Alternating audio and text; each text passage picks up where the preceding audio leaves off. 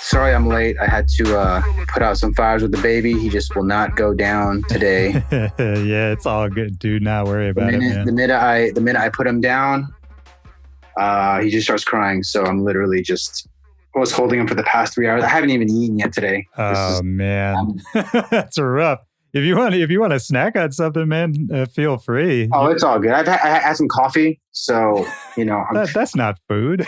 Yeah, it's all good though, man. It's all good. I want to do this with you. I was trying to think because you came to DC and we had dinner that one time, and I feel like so much has changed since then. Like just on a personal level, like I can't even remember if you knew you were having a kid then, and that wasn't even that long ago. I didn't know then. I think that was. When was that? DC. I mean, that was at Echo Stage, right? I think that was it was probably early 2021 or something. Yeah, I didn't even know then. So kind of just all happened real quick. Yeah, man. I mean, and it's amazing, man. I mean, it seems like, I haven't talked to you since you had the kid. So congrats, first of all. Thank you. Of course, man. But how's life? I'm sure it's insane. I mean, I've had a lot of my friends have had kids in the last few years. And of course, life gets crazy and everything flips upside down. But how are you feeling with it right now? How old is your kid? He is 2 months. Wow. Yesterday. So, see, I even got some baby drool right here, Nice. A little bit. Nice. One thing I've learned is to not wear nice stuff, right? Because I'm gonna get like puke all over my shirt and poop all over my pants. So I'm really dealing with quite the change. So going from touring constantly and worried about music. Obviously I've started a few businesses over the pandemic and taking care of those things. Trying to get all that to work while having a baby is definitely an adjustment for sure. I can only imagine, man. And I'm sure it makes you look at all the things you're doing differently too, right? Like, is it one of those things, you always hear that like the second the kid is born, like everything flips and they become the center of everything. Like, do you look at your other ventures differently now?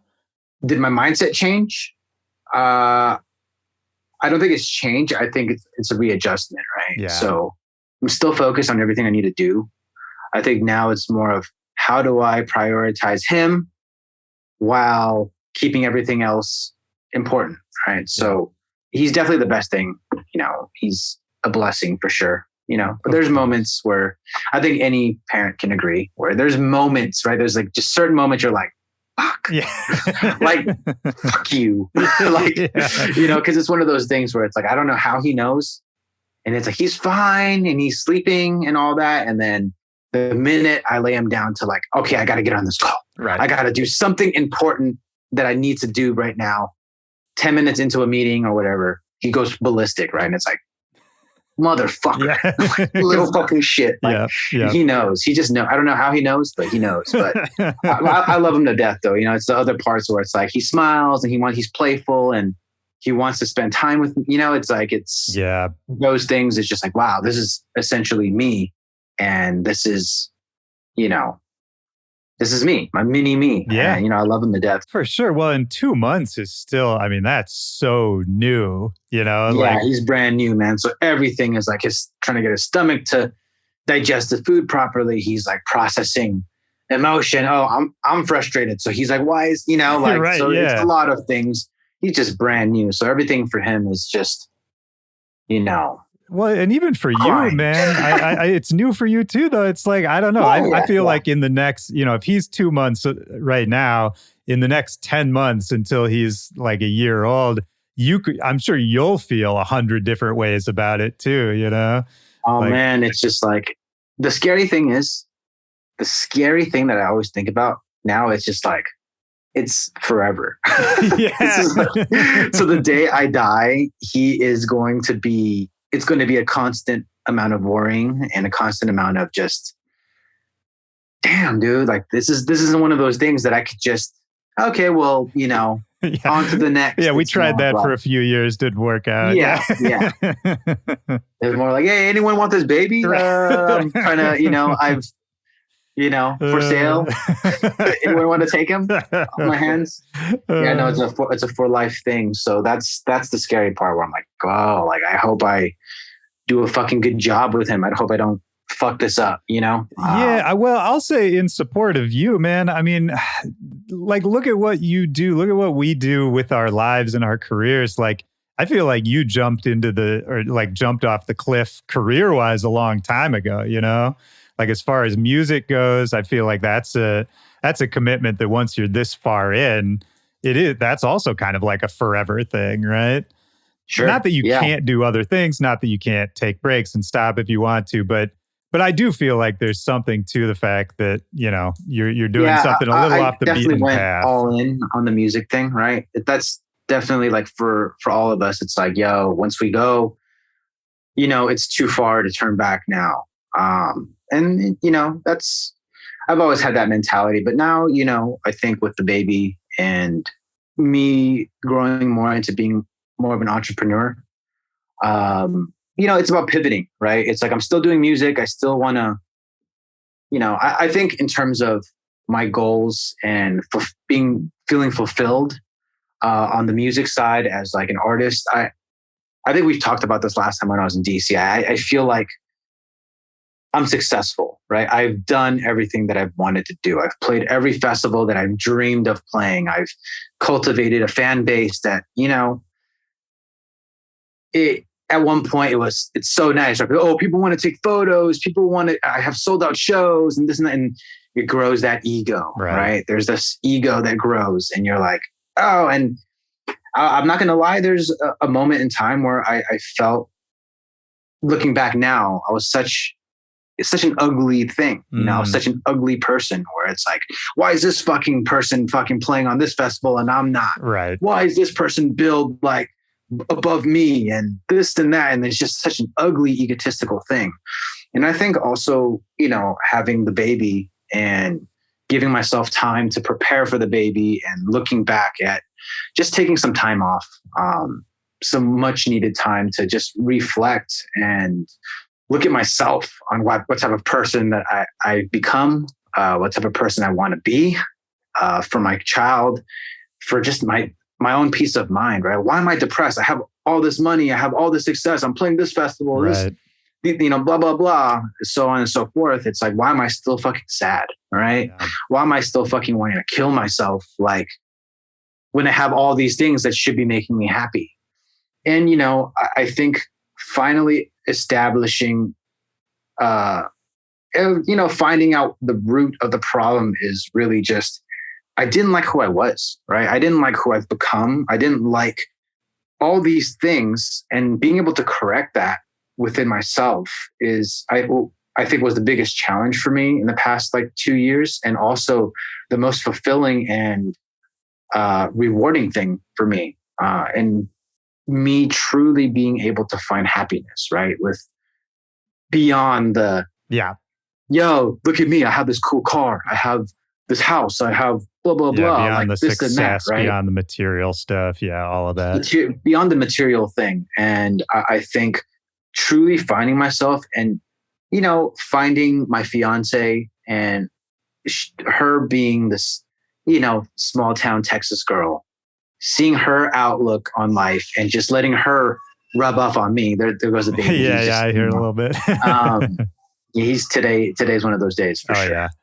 But, finding her and seeing, growing with her and seeing how she views just the simple things where she gets happy about, yo, look at these plants, and her loving certain types of music, country music, and diving more into listening to more wholesome types of things and listening to the content and seeing what that culture is about, going to these country shows and seeing how the people, revolve around this culture, right? And it kind of just takes, makes me take a step back and kind of just view the world differently and appreciating the little things from being able to enjoy the small things. And small town girls are not like me. I'm from, I'm born in LA, where dog eats dog, right? Yeah, yeah. And fucking climbing this fucking social ladder. Who's got more followers? Who's fucking getting more likes? Yeah. Who's hanging out with who? I mean, And it's more LA, like, that shit is just in the it's air, bullshit, right? man. So now, obviously, I live in Texas, and this whole shift, right, for me was probably the most important thing that has happened to me in my entire life, I would say. I think I'm the happiest I've ever been my entire life. The music career-wise, I feel like, yeah, I'm doing a summer tour, right? I saw that, yeah. Finally back ready to tour again after some much needed time off. I see it, right? Everyone sees it. Oh, my engagement's not the same and blah, blah. It happens. If you don't post constantly on social media, your engagement changes and it's fine. For me, I think a few years ago, I would have blew my brains out. Right. Like, oh, fuck this. Oh my God, my life is over. No one likes me. Like, blah, blah, blah. I don't give a shit, honestly, 100%, anymore. 100%. And now it's more like, I'm ready to get back into it. And I think the real people who like my music and who really follow me, who are, supporters, will have new round of music. I've been super creative in the past year, been really putting together this album, figuring out this new style that I want to go for. And, it ties into, who I've become and who I'm trying to grow to be. Right. They're in for a treat. I think musically, this is the best stuff I've ever done, in my opinion. It might not be the craziest, like, sounds, like, like how I used to make stuff was shock value. Oh my God, I'm gonna be a raver, and really just like not necessarily chasing trends, but utilizing dubstep sounds and trying to get like people to play my songs. Yeah. Oh, are these DJs going to play my stuff? Making songs for the festivals, that kind of thing. Yeah. Now I'm doing more of like, a little mixture of both. So keeping true to my, hard dance roots and writing to making a good song is, what I've been focusing mainly on. So now it's, I want to say it's like a 2.0 stage for me, where I'm getting back into the touring, promoting this new stuff, letting people kind of hear and see what I've been doing creatively behind the scenes, like, just like staying kind of quiet, but like doing, reinventing myself, essentially, letting people hear the transformation as well as kind of see the new brand and new way I'm trying to put things out. So. Yeah, man. I mean, there's so much in what you just said, and there's a couple things I want to talk about. But since we're talking about the new music and the album, I heard "Escalate," which is that the first single off the album? Yeah. So I think I think I'm just gonna release a bunch of singles. Yeah. And maybe collectively put it together with a couple of unreleased tracks as an album. Nice. But I do want to put together a collective of work. So I think, yes, it's the first single off an album, potentially. Yeah. Because I do have all these songs that I'm sitting on that was supposed to be an album that I wanted to drop. Kind of just like, here's a single, here's the album. I think I might just do a bunch of singles and then collectively put it together and call it an album. Sure. Yeah, it's interesting, man. I mean, listening to Escalate, I can hear, you're talking about like your hard dance roots and all that. And it's interesting because there's kind of like a prog feeling to it to me too, like progressive house influence, maybe some trance influence, which for sure. Yeah, which is interesting because I mean, hard trance, I guess, is a thing, but like hard prog is not something I had really heard before. And it was kind of cool to hear the juxtaposition of those styles together, like the different drums with kind of the more ethereal melodies and I don't know, like prog is such a restrained style and hard dance is like so unrestrained. It's kind of cool to hear them together. What was the process for you of kind of coming to that sound? Honestly, I've been listening to a lot of trance, right? Just 128 BPM trance, prog house, like old stuff that I grew up listening to when I started getting into dance music, right? And a lot of Dead Mouse, a lot of old Cascade. Yeah. And I think for me, the inspiration was to really put some very feelsy, vibey vocals. They're like big vocals that people can kind of emotionally relate to and put a spin on it with kind of like that pump, a little faster BPM, like hard dance, but then keeping like that trancey prog house type of vibe to it. So I'm actually really happy that you said that, because, that's kind of like what I've been trying to pitch people, like, yo, it's more of like a trance, Right. but hard dance. And I'm glad that it kind of, without me even needing to say that, you kind of just brought it up. So Yeah, for sure, man. No, I thought it was really interesting. And I think that's like the interesting problem of trying to sort of reinvent yourself or move on or progress your sound, is then it becomes harder to pitch, right? Because it's sort of harder to explain to people until they sort of see the whole vision of it. You gotta hear it, right? Yeah. So, and I think that's the problem I'm having right now, is telling labels like, hey, it's more of like this, and then showing them the songs like, oh, I get it. But it's hard to explain in words. Well, of course, man. I mean, it's such what we do, and maybe this is probably true for lots of different industries and jobs, but especially for what we do, it's like you really have to do it yourself and prove it to other people before. Like, nobody takes your word for anything, no matter how established you are. You know what I mean? Like, it's just one of those weird things where, you can tell someone like, I'm trying this, it's going to be great, no matter what your track record is, until they see it in front of their face. Like, for sure. Which, I mean, I get nobody wants to take risks or take chances or spend money, but at the same time, it's one of those weird things where I'm like, man, if you've been doing it long enough, don't you earn a little trust? Right. And it's like, and that's kind of the game that we're in, right? It's like, that trust kind of isn't there anymore. It's almost like, I mean, it is what it is. Yeah. Oh, for sure. We've talked a lot. I know a bunch about your background. Last podcast we did, which for anybody listening who hasn't heard it, you should go and listen to that, because that's the whole backstory, the whole come up, all of that. But I mean, you've been doing it yourself and doing it on your own and proving it to people. I mean, obviously people have helped you. You have a team, all that, but I would say more than some people we know. I feel like you've kind of built your whole project yourself. Yeah. I think, I definitely have a strong support system, a strong team that's always stuck with me since day one. So, we've definitely tried to carve out our own space, obviously along with the support of DJs and, people that we surround ourselves with. Now at this point, along with the album, I'm trying to do the same thing for other people, right? So I started a label. It was softly launched. I kind of put out all my own releases on the label anyway. And now I'm starting to curate more of a label collective, trying to push other artists in the space that I'm in, and kind of try to promote that sound a little more, because I feel like there's no real home for the things that I've done. Right. But that's why I've started my own label, and because no one wanted to release these songs, right? So I'm going to do it myself.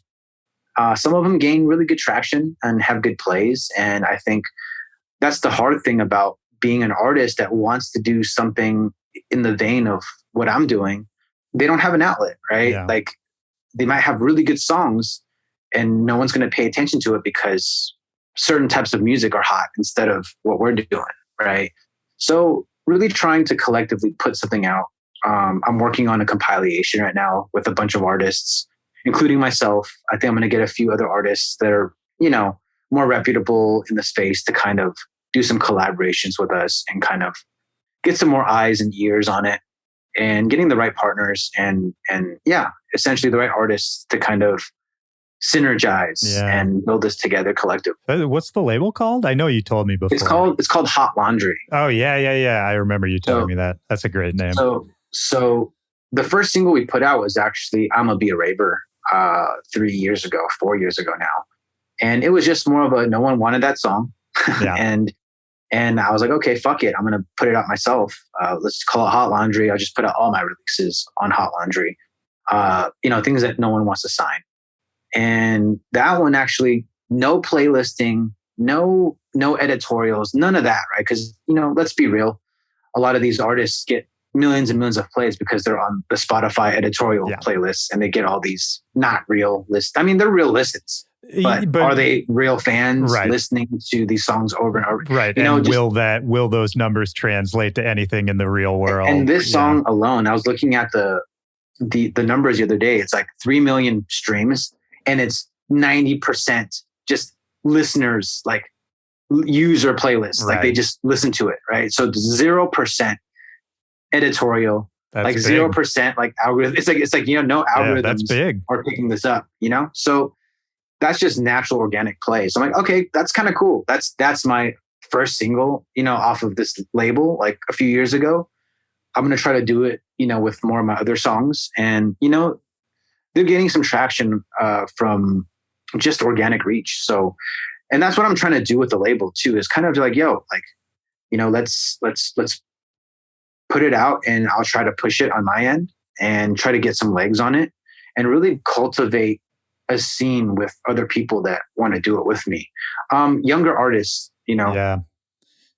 I mean, that's the way to do it, man. Absolutely. And it's amazing. I think I talk about this idea on the podcast all the time of, if what you want to see doesn't exist in the scene, you have to do it yourself. Like there's no other, it's like, because I think it's easy when you're just starting off or you're a younger artist or less experienced to kind of just feel like you should just wait around to be noticed or wait around until what you're really into gets popular. It's just like some random thing that you can't control, as opposed to what you're doing. And what the stories of so many artists we love, which is that, somebody has some idea that only exists in their head, or like you said, it may be an underserved or underutilized community or sound. And you just got to start putting on for it, regardless of, what the external reaction is at the start. Because I guess this is going to be a theme of this conversation, is like, you really just have to build it and prove it yourself first. Right. And I let's be real, right? Like music listeners listen to everything. If they like dance music, I'm sure there's a lot of dubstep heads that love dubstep, like house music too, right? Yeah. And they listen to house music. And hard dance is maybe something I will say, and this is just a personal preference, obviously. I like hard dance, but I'm not the biggest fan of hard style. Sure. It's just too aggressive, right? I don't like the kicks. Right. I don't like the way it's extreme. I don't like the sounds, right? And I can, at least for myself, I know there's some people out there that don't like that, right? But they like the stuff that I make because it's not really that extreme, but then it's also not. Yeah, but it's still got the high energy. Correct. And I think, whether it's underserved or whether it's just people just never really heard that type of sound before. Yeah, or maybe it just wasn't even presented or collected in the right way yet. You know what I mean? Right. Yeah. Right.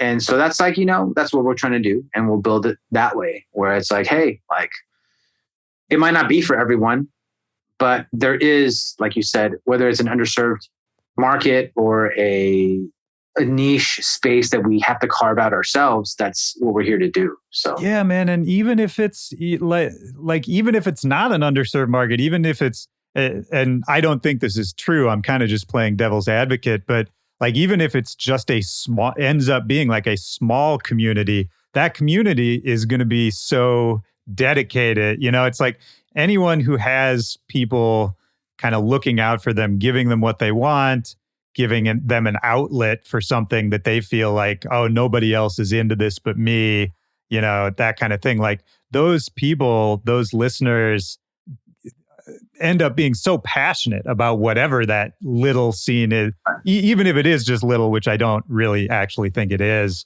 I mean, it makes me think about, you were saying earlier, like going to country shows and seeing this whole other kind of community that with different values and different sounds and different things they care about. I had a moment like that recently. I went out to see Turnstile. Turnstile, right? Love Turnstile. Incredible. And like just at the height of their fucking powers right now. Like, have you seen them live? I have not yet. I would love to. Crazy. I've seen some live videos. The whole point of this mini story is like going out to that show, and they had a bunch of like punk opening bands that I didn't really know. And like the hardcore scene, I'm out in DC, so there's like a lot of history for hardcore and punk out here.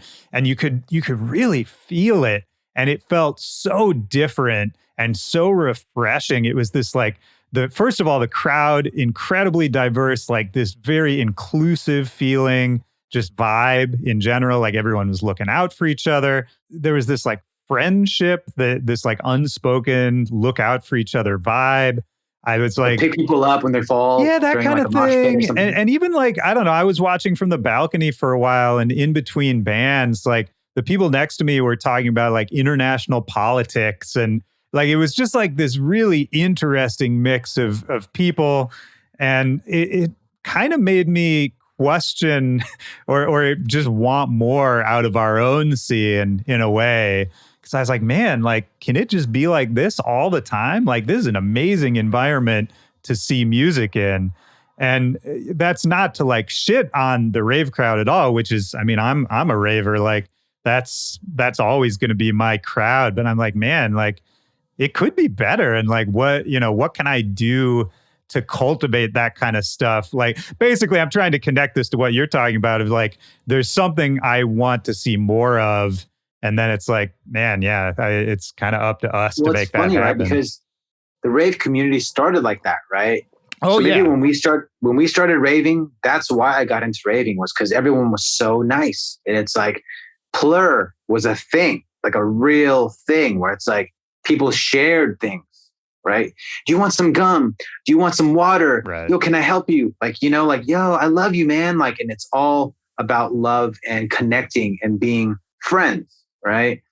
I haven't been raving in a long time, so I don't know if that's how it is anymore. It doesn't seem that way. Yeah, maybe we lost our perspective, man, because you're right. I mean, it's like I don't like go to raves just to go to raves much. It's like I go when I have friends playing them or if I'm playing a show or whatever, but that's such a different experience.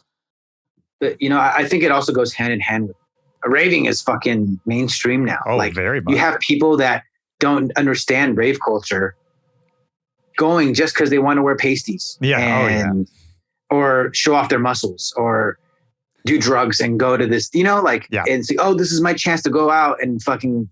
And then after they go, they're like, they talk shit. Oh man, it was so trashy. It was this and that. It was blah, blah, blah. I see all these comments still, right? Like these conversations online. And it's like, that's not how raving started, right? Raving was an underground thing where delinquents essentially that like doing drugs and listening to this type of music got together and had a loving, peaceful time and enjoyed the music together, right? Well, and it was now also, it's almost like they go for the Instagram pic, right? They go for the fucking TikTok. They go for whatever, and so they can make a post about it. Yeah. And well, there's no awareness of the history for sure. I mean, because to take it even back from what you were talking about, I mean, like dance music started, by Black and brown people. Basically, it was like a safe space for this underground community. It was always extremely like queer friendly, like all of this stuff. Sure. And this history of it. It is a minority culture started by minorities sharing an interest to have a space for that interest and for each other.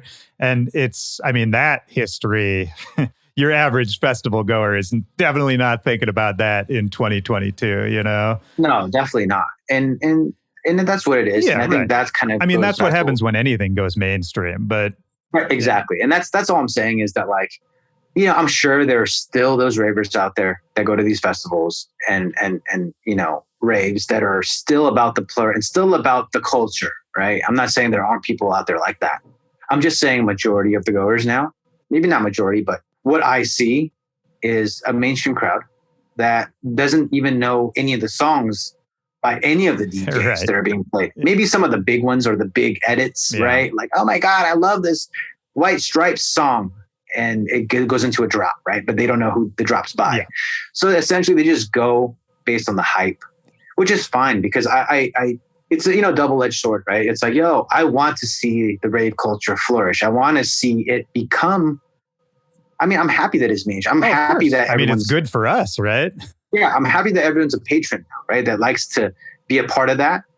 But yeah, I think essentially the roots of it are kind of gone, right? Like they don't know. From the mainstream, from the big festivals, all of that. Yeah, I think a lot of the culture is lost. I think that culture does still exist, but it's kind of gone back to the underground a little bit, and you really have to dig for it. I'm really happy that house music is starting to pop off like hard again. Yeah. That is one crowd, producers among them, they're purists, right? And they're like, yo, house music is house music. Don't fucking taint this shit with some bullshit, right? Yep. It's like, it's got to be true and it's got to be authentic. And for you to pop off, you got to be authentic. That's and true. It's got to sound real for you to be popular in that space. Yeah. So I feel like that's one group where I'm happy to see that flourish and be huge again. And to really get into that, you need to understand house, right? Not just like, oh yeah, that's, I like house music. It's more like, yo, I like this because I understand how it's supposed to sound, how it's supposed to make me feel. This is real shit. I want to go to these shows. And most of these shows don't have huge, crazy lasers, crazy production. It's just dark and it's fucking pumping all night, right? Yep. And I'm happy that that's popping now because that is true underground shit, right? Yeah. Where it's like, yo, and those vibes are actually mainstream to the fact that a lot of people are attending them, but it's a mainstream, essentially where everyone's an actual tastemaker and they know what's good and they attend these shows. So, and that makes me happy. Yeah, me too, man. Me too. Yeah, I love that. And it's nice to see, I don't know, we've been in this game long enough. You see plenty of different trends come and go, but house music is timeless. It's like it's always going to be there. And then when it kind of comes back into the spotlight, I guess you could say, yeah, that makes me super happy too. Cause I want to see techno pop off out here. That'll be interesting, man. I mean, I think techno in Europe right now has maybe never been bigger. It's having a crazy moment. And yeah, that would be great, man. Because people always, especially like, I talk to so many bass music people on this podcast, and it's always about, drum and bass coming over to the States. And I'm like, I don't know, man. I think techno has a better shot of really breaking in. I mean, techno is the closest thing to, it's house music essentially. Well, I mean, techno was born here. Techno was born in Detroit, Yeah. Like, same BPM, same type of like vibe, just a little different feel. Yeah. It's that pump, right? Oh, absolutely. And it just goes. And drum and bass, I just think it's pretty fast, It's pretty fast. Is pretty fast. Hard dance isn't even big here. Yeah. And I would categorize drum and bass as hard. It's a harder dance music because it's like, it's way faster. When you're talking energy wise, that's like as energetic as it gets. You're talking about, it's like very just like, you gotta be the able bar to, is high for entry, whereas house music, you can kind of just step into the groove of it. Yeah, exactly. And house music being big already here, I can definitely see techno having more of a shot being mainstream here. I hope it does, man. You're making me think now, because hard dance is another style that I think is bigger in Europe. Did you do like pre-pandemic, like crazy European shows? No, actually, I've never even gotten booked in Europe. That's interesting. I feel like your music would go crazy over there. Yeah. I mean, the funny thing is like my highest listening country is obviously US, but Germany is not far behind. Okay. So a lot of people in Germany listen to my music, right? And I've talked to Boo's House a few times and been trying to get out there, and then the pandemic hit, and then, it is what it is. But yeah, I would assume that Europe is a huge market for hard dance. But then at the same time, I think what artists like myself make isn't really what they listen to as hard dance in Europe, right? It's more hard style. It's those kicks that I was talking about earlier. It's those sounds. That's super popular. Right. You have Rampage and all these big festivals that have like these big hardstyle artists, but like I said, there's no one that's carved out a specific type of sound that, essentially that. I'm not saying there's no one doing what I'm doing, because there's obviously people out there doing that, but no one's popularized that sound. Yeah, or maybe it's just, and I mean, this is hitting that same theme again, but maybe it's just that nobody's brought all those people together yet, Like, because you're right, there's plenty of people interested in that sound and making stuff adjacent to what you're making. But yeah, I do feel like there's kind of no home for it. There's no collecting point for it. I mean, it makes me think about, too, I think when you were on the podcast the first time, we talked a little bit about how when you were starting off, you kind of came up with, Keizo and .com and OK and all those guys. And it really felt like not only that you were partners in crime musically, but like real friends who were kind of going through this experience together. And I was wondering, like, these days, because everybody ends up different places. I'm sure you're still friends with all those guys, but do you have, like, are there people you feel like you're kind of going through it with at this point? Or is that maybe some of the point of the label is to like find that new group? Yeah. So I think a few years back, not even a few years back, this is like 8 years ago now. I was just crazy. Yeah. 7 years ago, 8 years ago. Keizo, OK, me.com, like everyone had their own sound, right? We weren't even musically aligned. Right. I think maybe me and Keizo a little bit more on like the dancier, like that's actually, I will say that Keizo was one of the artists that kind of helped push me to go that direction more. Interesting. Because he did some hard dance stuff, which really resonated with me. And I'm like, yo, I love listening to this shit. I want to make shit like this. So I started making more stuff like it, obviously with my own spin, and kind of did my own thing on it. I am not going through that now with a group of artists where we're, I think at the time it's different when you're like a struggling artist and not making really, any money. I don't think any of us made money back then, right? I think OK maybe was I think OK was already established when we all started hanging out. He already did the EDCs, right? Yeah, he was the first one to break out a little bit, for sure. And he did the trap music, and then kind of found his own lane with the singer-songwriter, making really cool, funky things, found his sound, essentially, right? Yeah. And which I love all of OK's music. I love him, man. He's such a talented dude. He totally nailed it, right? Where he knew exactly how he wanted to look, he wanted it to sound. This 80s, like, but EDM, like he just found. It's crazy, man. I mean, it makes me think about what you were saying earlier about, sort of finding this new sound for yourself. Because with Abe's stuff, OK's stuff, when he went that route, the singer performer kind of route, I mean, nobody was asking him to do that. And if he had tried to tell you that idea, or if he had tried to tell me that idea before I saw it or heard it, I'm sure I would be like, I don't know, that sounds kind of weird. But then once you see it, once you hear it, it's just obvious. It's like, oh, of course. And I'm so happy he stuck with it. And it wasn't one of those things where it's like, oh, it didn't translate, so he's going back to making something else. Yeah. He just stuck to his guns and just kept making the shit that he wanted to make. And he just keeps getting better and better. Yeah. And I think, some of the new stuff that he sent me is probably the best stuff I've ever heard him make. And I'm like, wow, he's really honing in on that and doing it, right? Yeah. So, I think as we all start to explore our own over the years, as we started exploring our own sound, it's not that we've drifted away. They're still all my really, my best friends, essentially. We're still all, very cool and very close. And it's just aligning ourselves with the people that sound and relate more to us now. Like Keizo has his own label. Yeah. He's definitely surrounding himself with artists that he believes in, that's kind of more dubstep and a certain style of dubstep that he's kind of, curating with his label and how he's producing now. So, even though we're really, really good friends and, we talk all the time, we don't necessarily align ourselves musically, which is fine because it's like, where does it even make sense? No, of course. Like, yeah. And yeah, that's essentially what I'm doing now that I'm less selfish as I was a few years ago. I'm like, oh, well, this is my sound. I'm going to just do my own thing and blah, blah, blah. It's more like, yo, how can we do our own thing as a collectively and do something cool with Hot Laundry and these artists that I'm kind of keeping my eyes on.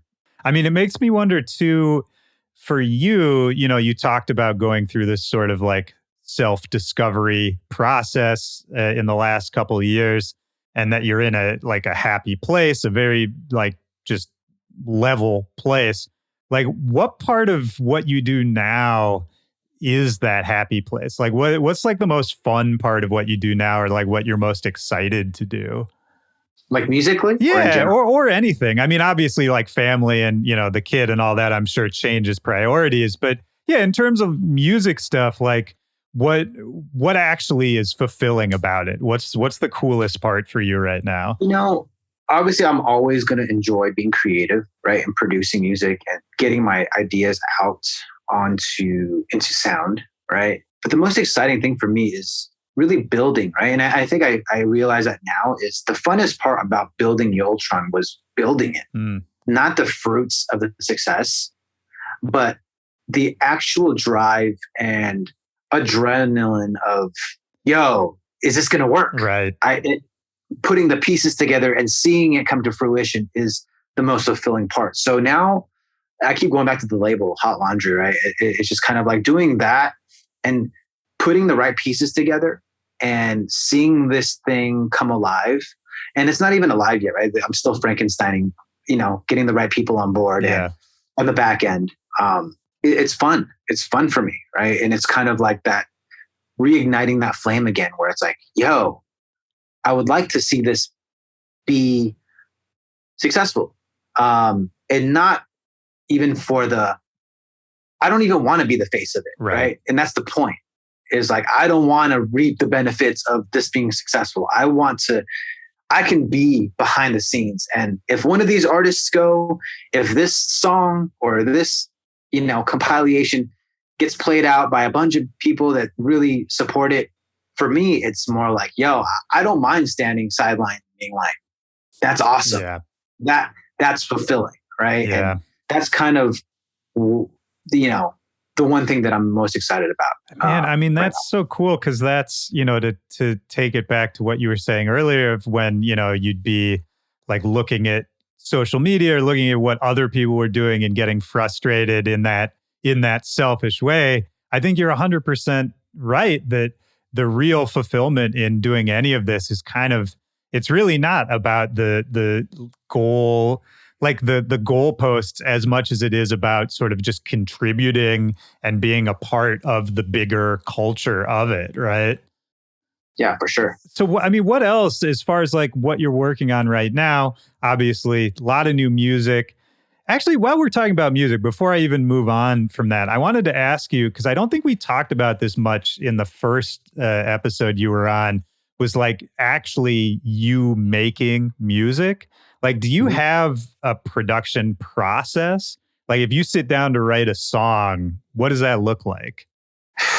That's always different, right? Sometimes it'll start off with me I can be in the car, or my girl will be driving and I could be in the car and I'll hear something in my head, like a catchy it'll always be inspired from music, right? I can be listening to a song. It could be a country song. It could be a pop song. And I'll be like, that's a cool progression. Yeah. And then I'll sing something or hum a melody over it, and then I'll record it on my voice memo. And then I'll go home and I'm like, oh, that was a cool idea. I'll pull it up and be like, okay, I'll write the progression this way. That's the funnest part for me, is that I never know what I'm going to be creating. Sometimes I know exactly what I want going in, and sometimes I don't, right? Do you work differently when you're working on pop projects, or is it kind of similar? Yeah. So, I do a lot of pop stuff, not in my spare time, but as gigs, right? So, I work a lot with, K-pop artists, like rappers in Korea, Japan. Yeah, I mean, we talked last time about some of your work doing that, but I think you've dropped a bunch of new stuff since then too, right? In that vein. Yeah. Just popular stuff, things that like, extend out of the dance space. Yeah. So, for example, I got hit up maybe like a month ago by my friend Jay Park, who was like, hey, there's this artist that I'm really trying to, push. She got big off of a dance show in Korea. We want to do an original song for her to dance to. I think we're going to put features on it. I don't know yet, but I want it to sound like this. And he'll send me a few references. And then based off that, I'll write a track off the reference, similar BPM, right? I'll just pull it into my Ableton and then kind of like mimic the structure, replicate the vibe, and then just build up tracks that way, whether it's pop or rap or whatever. I mean, it's fun doing that too. Yeah, that's so a little more structured maybe when you're working on the for sure. pop Just stuff. pulling in reference tracks and it's good because it helps me shape my skills in terms of, okay, well, it's like practicing. Yeah, right? yeah. Well, like, right. I'm sure it increases efficiency, and you're also paying attention to how other people are building songs, right, and arranging them and structuring them. And those are all little tools you can pull out anytime. Yeah. Yeah, it's super interesting because I was thinking about, you were also talking about some of your new music and the getting sort of like evocative vocalists on it and that kind of thing, which is a little more of like that pop mindset. And I wanted to add, last thing on production is like, how do you work collaborating with songwriters and that sort of thing to make a song that still sounds like Yultron, but incorporates, somebody else's style and ideas and all of that? Like, how do you work with other people and especially vocalists?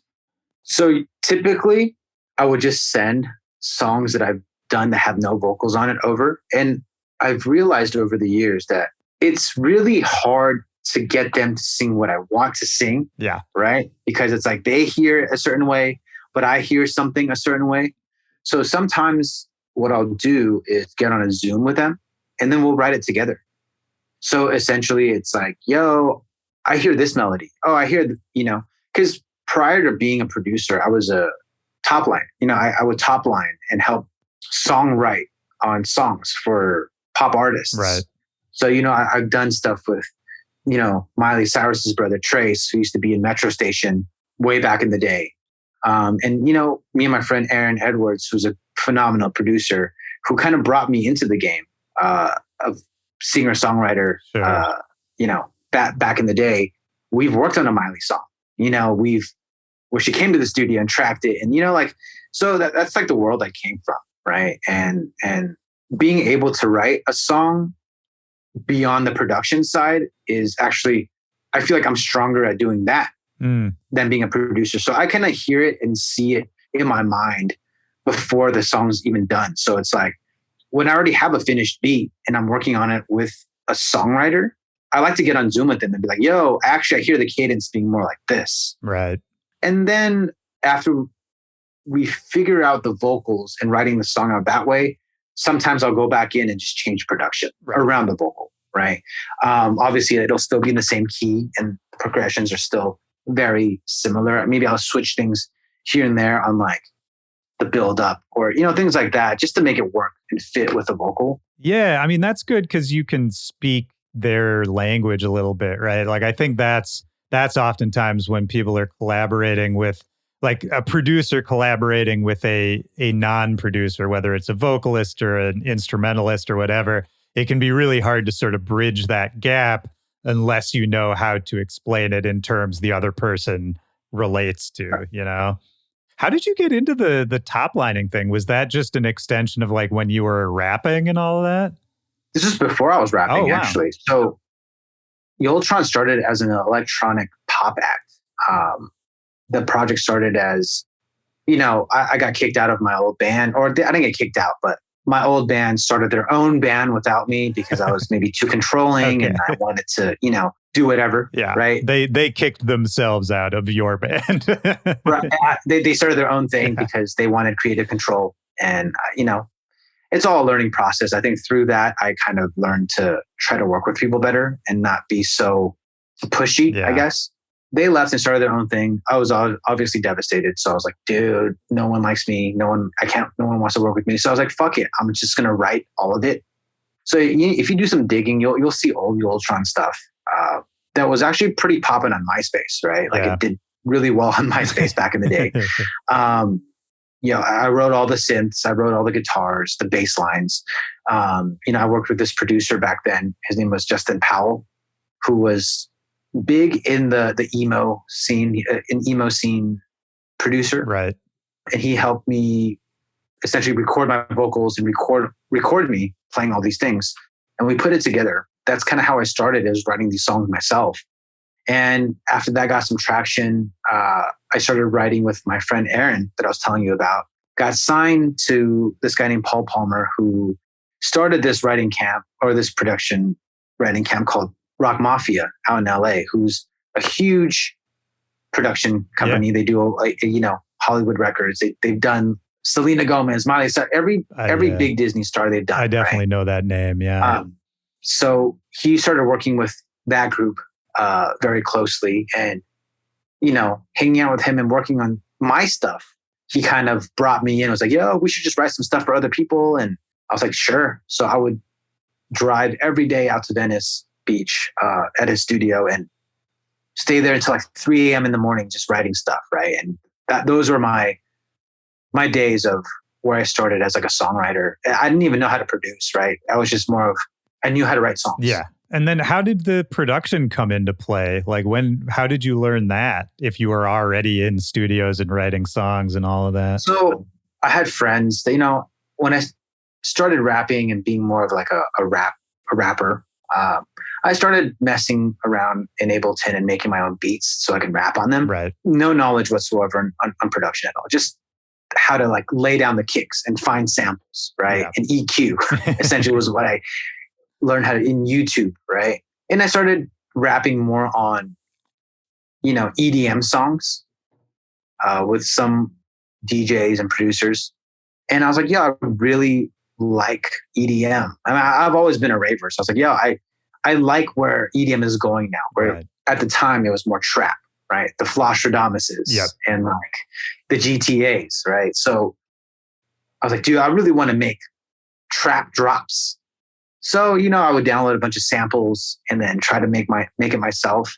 And I was introduced to Prototype 10 years ago, right? 10 years ago now.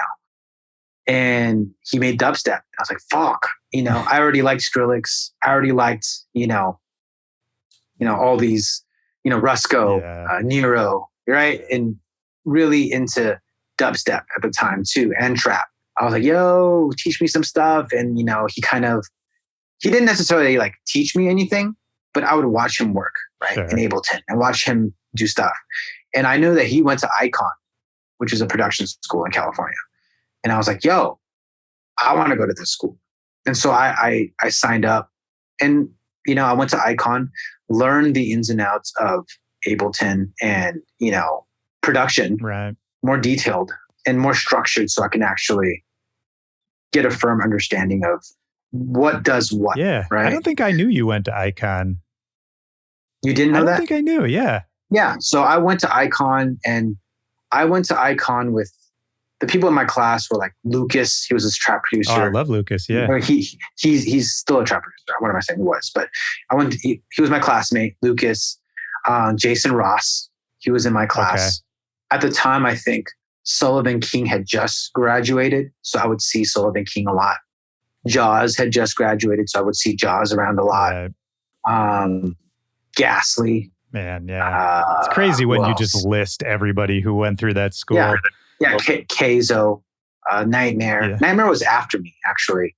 Nightmare, Slander, all these guys. Many, man. So it's ridiculous. I kind of met all these dudes around the same time. This was the scene back then, right? Yeah. I think everyone that was big prior to the I call us the new generation, but we're not anymore. Not anymore, obviously. Yeah. but like, back then, at the time, yeah. At the time, it was the new generation. Right? This is before Jaws was popping up, before Ghastly, before we were all doing it together, right? This is kind of like our wave of these new producers, and we have our own sound, and we're all pushing our own thing. Yeah, it's crazy times. Yeah, man. No, it's fun to think back to those golden years. I think back about that too. I mean, I didn't go to school for production exactly, but I it was more of like a studio recording degree, that kind of thing. But even just that, and the people there at my school, it wasn't really about dance music, but even just that community, I do miss just everybody showing up every day and kind of doing the same thing and learning with everybody. I don't really have that anymore, you know? Yeah, same. Yeah. And I think that's just us being old. Yeah, basically, yeah. being old now. And crazy thing is, when I first started DJing, when I was putting together my sets as my first set ever, I played at the Yoast. I know you remember the Yoast. Oh yeah, I think we talked about the Yoast last time, man. R.I.P. to the Yoast. And my first show ever was with Crisley. I remember putting together my set. I really liked this Willy Joy song. Do you remember which one? I had a Willy Joy song in my set. Do you remember which it was? I'm curious. I don't. Yeah. I think we talked about this last time. I don't remember what it was. It was a trap. I think it was a twerk song. Yeah, I was dropping so many different random, like just SoundCloud whatevers that time. Yeah, I think it was a twerk song. Okay, yeah. Yeah, there are a few of those. And that's a genre that I would like to see come back. Yeah, that's true, man. That one kind of went by the wayside, and that, I feel like, just mid-tempo owns that tempo now, you know? Sure. Like nobody's making the more hip-hop influenced stuff at that tempo. Well, there's a few, like John's is still doing it a little bit. There are some people, but yeah, I feel like the scene and the community for that kind of went away. For sure. Yeah. Somebody needs to bring it back. Yeah, man, absolutely. What was it Diplo like? needs to come back and make some shit. Express. DJ Snake needs to come back and make some shit twerk. Yeah. Did you hear that new Moombahton track he put out? Yeah. The Maghreb Disco? That one was cool. And I mean, Moombahton is another one that kind of went away, and I feel like some people are trying to bring back a little bit now. Yeah, I don't know, man. With house music, hard dance, any of that, it's all waves. I'm sure it'll come back eventually. I think Gesture's still doing it, man. Yeah. Oh, and Gesture's killing it. Absolutely. Gesture, like he's crushing it right now, and he's never changed, you know? And there's something to that, man, that's so valuable. You were talking about that earlier, like with OK too. I mean, the people who stay true to the sound they really believe in, or to the vision, it's a long game, but man, when it works, it's beautiful to see, you know? Yeah, sure. And I find it very inspiring, because it's just like, no, like you saw this from the beginning and you saw it through, and just sometimes it takes longer for people to figure it out. Yeah. And I think that's kind of, I do get some comments and messages sometimes where it's like, man, I wish you made stuff like 2015 Yultron, where I was experimenting in house for a little bit, right. Like bass house and like electro, or even like trap stuff. I think when I first started producing, it was trap music that I was making, right? Right. And more like 150 BPM, half yeah, time, like for sure. And for me, it's just like, dude, I just got to see this hard dance thing through, man. I just think for me, that's kind of where I really found myself as a producer, and that's what kind of gained traction for me. I think my passion for that sound is what drew people in, right? And I just got to see it through. I can't, and I can make the pop songs with the one-offs here and there, the things that I like, just to have it out there, right? But I think at the core of it, I got to just see this through and really push that sound and bring artists into the world that we're trying to build together. So. Yeah, dude. I mean, I'm with you 100% on everything you're saying, because it's, I think people forget, and artists forget that, you can just be a fan of a sound. It's like, I feel like so many people see a new style or a hot trend and feel pressure that like, oh, maybe this is what I should be doing, or, this thing that I think is cool, but like other people don't seem to be latching on to, doesn't seem to be working right now, so I just got to switch everything up. But what you're talking about, I think, is the real key to everything, man. It's just seeing it through. Like, if there's something you're passionate about that means something to you, just like you said, if you're passionate about it, that will eventually show through. Like, that's the only way to connect with people, rather than trying to make, well, and this is the other thing. I'm kind of just ranting now, but if you're a artist just starting off and you're trying to make the hot sound that people are listening to right now, that's always the mistake, Because by the time your music is out there, that wave's already going to be gone, right? Like you always got to be looking to the future. You see that like day in and day out, right? Like, and I don't need to give any names or anything like that, but you see it where it's like 2 years ago, there was a certain sound that was really hot, and certain artists catch that wave, and it's like the most played song. Everyone plays that song, but where are they now? Right. And it's like, that sound's gone. Yep. And the artists that are flourishing or have built that base already. Exactly. So if you didn't catch that wave and you didn't build it the right way, then you're struggling now. Like, how are you going to reinvent yourself? And if you do something different now, it sounds like you're switching it. Because, why is he trying to, what are you doing? Right.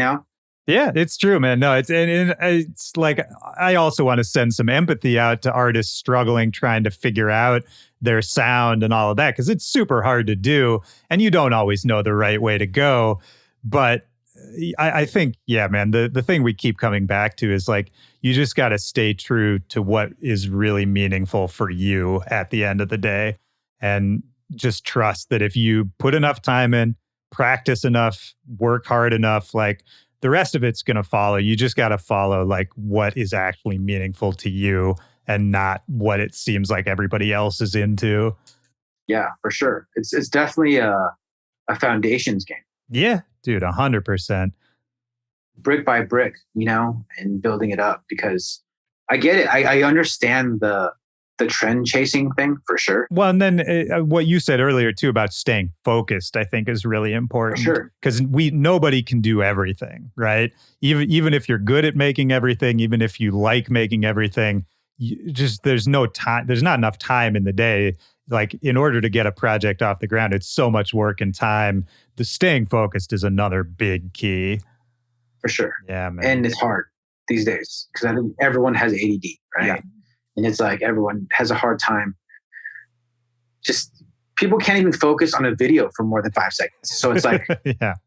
What makes it possible them to focus on a career? Yeah. Right. Yeah, but I mean, I think what we're talking about now is like editing, like the idea of self-editing, like the best writers in the world, they still have editors, and you still have to, like, I think as an artist, you have to edit your own ideas to a certain point, right?